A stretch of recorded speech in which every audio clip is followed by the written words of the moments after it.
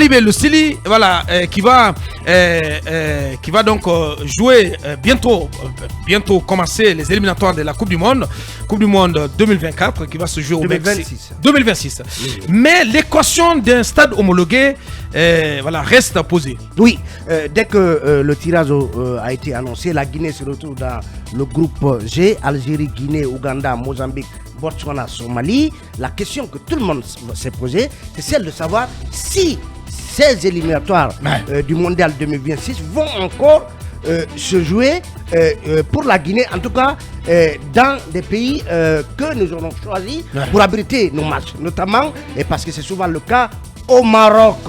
C'est en tout cas au mois de novembre que ces éliminatoires doivent commencer. Car nous avons août, septembre, octobre. Donc en 3 mois, nous pouvons relever le défi. Et le CNRD nous le prouve chaque jour à travers les différents chantiers. Bien entendu, dans la ville, dans la capitale guinéenne. Je pense qu'on peut y arriver. On peut y arriver. Ouais. C'est pas la montagne à déplacer quand même. On peut mettre le stade de Nongo aux normes, justement requises pour abriter les matchs du Sili national. On ne peut pas vivre les éliminatoires de la CAN ailleurs et ceux celle du mondial, j'allais dire, ailleurs. C'est pas possible. On ne peut pas se permettre. Donc il faut que une solution soit trouvée. Il faut que le gouvernement mette sincèrement, les moyens. Sincèrement, il faut que le gouvernement... Oui, tu peux bien entendu. J'appuie, comment on appelle ça, je corrobore ce que tu dis. C'est qu'il faut qu'on se réveille du côté du ministère des Sports.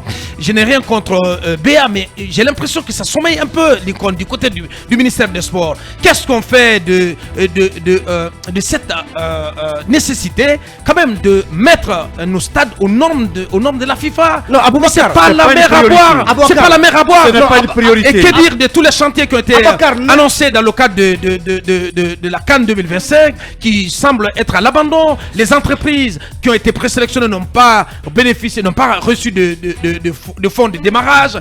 Et celles qui ont engagé des travaux comme Dico Press a tout à fait à côté ici. Et quand tu regardes de près, c'est que ce sont des entreprises qui préfinancent.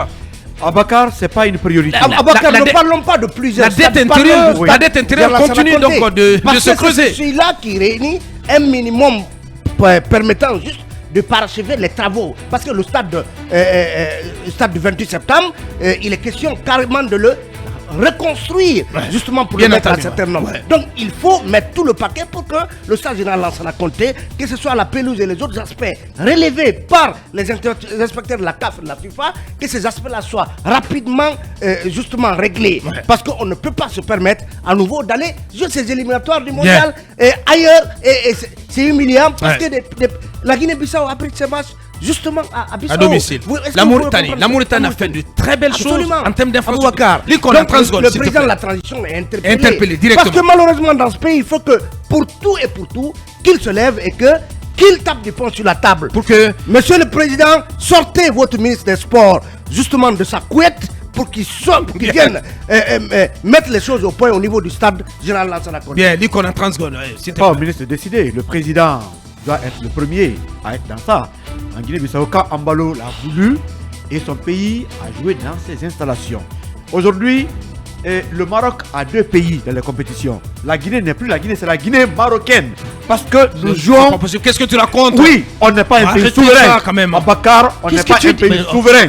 Pas du tout. Non. On a confié notre souveraineté. Attendez. Toutes nos équipes nationales. On a confié notre souveraineté au Maroc. Et dans toutes les disciplines, pratiquement, nous jouons nos matchs. Ibrahim Assoré, l'icône Souma. C'est national du Maroc.